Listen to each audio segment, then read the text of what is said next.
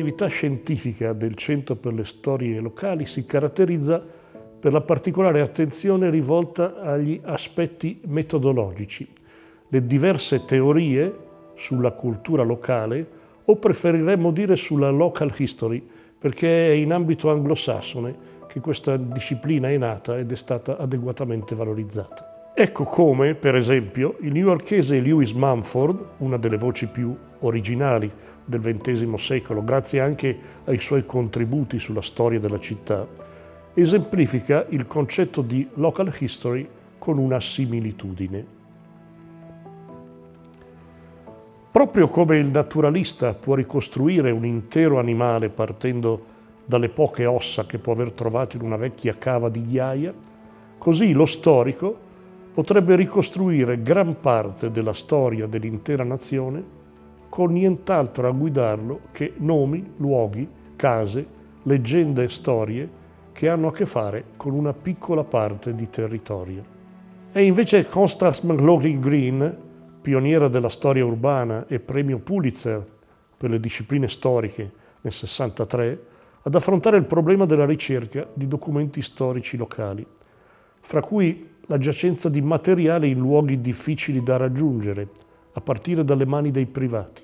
L'opinione comune, ma chi importa in fondo della consueta scena locale? È da lei ben sintetizzata. Le carte del nonno le abbiamo buttate 20 anni fa, davano fastidio.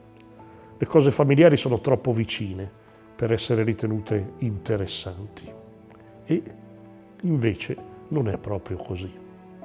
The Center offers a variety of activities and resources, bibliographical and archival, to explore issues in history of the territory. The catalogue of the substantial holdings in the Center's library, consisting of about 7,000 items, can be accessed on the Center's website through an online catalogue linked to Insubre, the portal of the University Library System.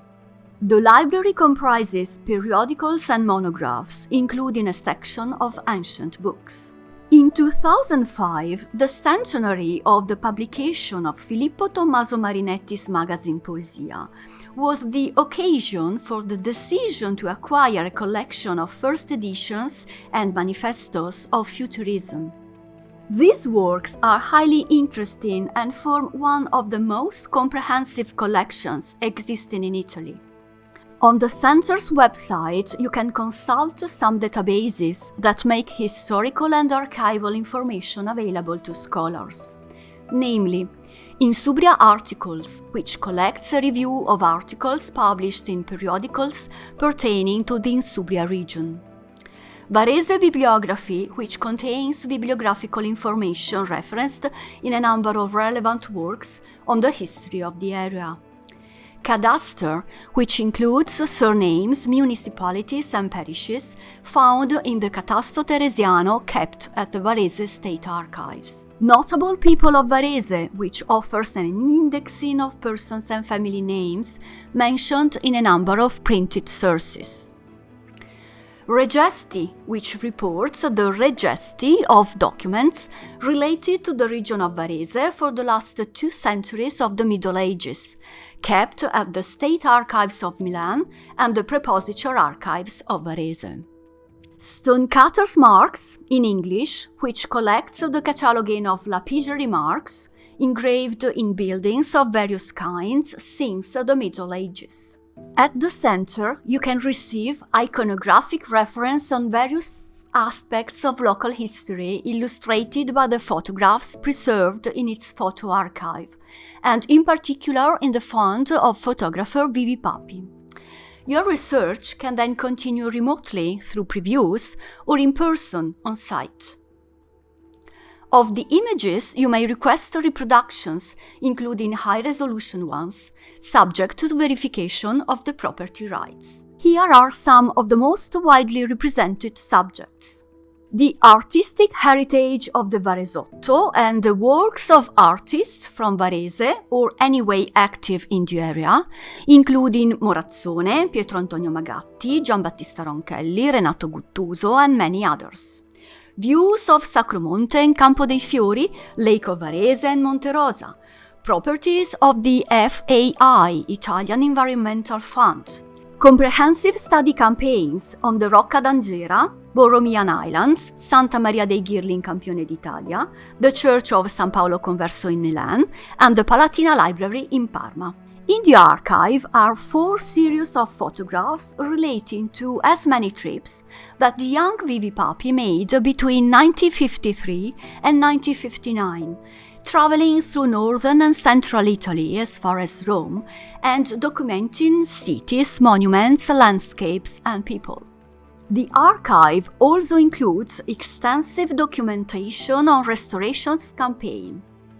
St. Anthony Church in the late 1960s, St. Stephen Church in Bizzozero and the Bernascone Bell Tower in the 1970s, all carried out by architect Bruno Ravasi. The Sacromonte of Varese, including almost all the inauguration ceremonies, properties of the municipality of Varese, such as the Veratti Hall, Masnago Castle, and some areas in Biumo Superiore in the 1980s. The Church of San Pietro in Silvis in Indunolona in the early 1990s, and again in Varese, the interiors of the Basilica of St. Victor and the Baptistry, thoroughly documented since 1982, with additions in the following years. The frescoes of the Church of St. Joseph and the frescoes of the Romite Monastery. This documentation provides the rare opportunity to compare the restoration with its previous state, as well as giving a valuable record of the stages of the works.